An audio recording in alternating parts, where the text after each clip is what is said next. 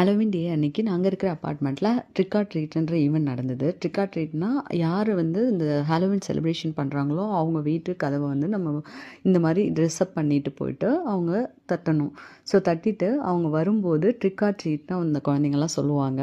So அவங்க வந்து trick R ட்ரீட்டான்னு சொல்லிட்டு இப்போ ட்ரிக்குன்னா அவங்க வந்து சம் கொஷின்ஸ் கேட்பாங்க. ட்ரிக்கியாக ஏதாவது கொஷின் கேட்டுட்டு அந்த குழந்தைங்க ஆன்சர் பண்ணுறாங்களாம் பார்ப்பாங்க. அதுக்கப்புறம் கேண்டீஸ் கொடுப்பாங்க, வாங்கிட்டு வந்துடுவாங்க. அவங்களும் ஹாலோவின் காஸ்டியூம் போட்டு குழந்தைங்கள வெல்கம் பண்ணுவாங்க.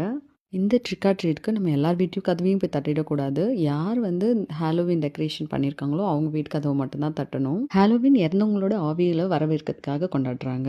ஆனால் இந்த ட்ரிக் ஆர் ட்ரீட் எப்படி வந்ததுன்னா, அந்த காலத்தில் இந்த ஹோம்லெஸ் பீப்புளெலாம் இருக்காங்க இல்லையா, அவங்க இந்த மாதிரி ஹாலோவின் செலிப்ரேஷன் பண்ணுறவங்க வீட்டில் போய் கதவை தட்டி நாங்கள் அந்த இறந்தவங்களோட ஆவிகளுக்காக நாங்கள் ப்ரே பண்ணிக்கிறோம், எங்களுக்கு அதுக்கு பதிலாக ஏதாவது சாப்பிட்றதுக்கு கொடுங்க அப்படின்னு சொல்லி கேட்பாங்களாம். அதுவே நாளடைவில் கேண்டீஸ் அண்ட் கிஃப்ட்ஸ் கொடுத்து செலிப்ரேட் பண்ணுற ட்ரிக் ஆர் ட்ரீட்டாக மாறிடுச்சு. பாருங்கள், இதுதான் ஹாலோவின்காக பிரத்யேகமாக வடிவமைக்கப்பட்ட பரங்கிக்காய் கூட, பூசணிக்காய் கூடன்னு சொல்லலாம்.